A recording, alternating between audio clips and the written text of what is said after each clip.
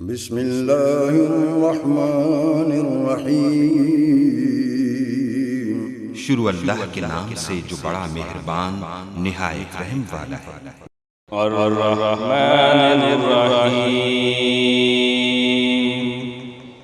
بڑا مہربان نہایت رحم کرنے والا۔ حاشیہ نمبر 4۔ انسان کا خاصہ ہے جب کوئی چیز اس کی نگاہ میں بہت زیادہ ہوتی ہے تو وہ مبالغہ کے صیغوں میں اس کو بیان کرتا ہے، اور اگر ایک مبالغہ کا لفظ بول کر وہ محسوس کرتا ہے کہ اس شے کی فراوانی کا حق ادا نہیں ہوا تو وہ پھر اسی معنی کا ایک اور لفظ بولتا ہے تاکہ وہ کمی پوری ہو جائے جو اس کے نزدیک مبالغہ میں رہ گئی ہے۔ اللہ تعالیٰ کی تعریف میں رحمان کا لفظ استعمال کرنے کے بعد پھر رحیم کا اضافہ کرنے میں بھی یہی نکتہ پوشیدہ ہے۔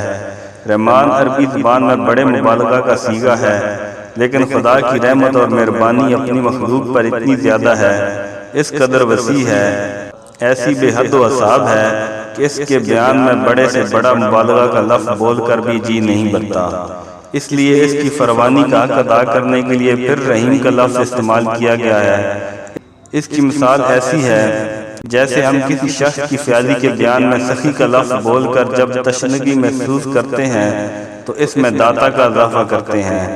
رنگ کی تعریف میں جب گورے کو کافی نہیں پاتے تو اس پر چٹے کا لفظ اور بڑھا دیتے ہیں۔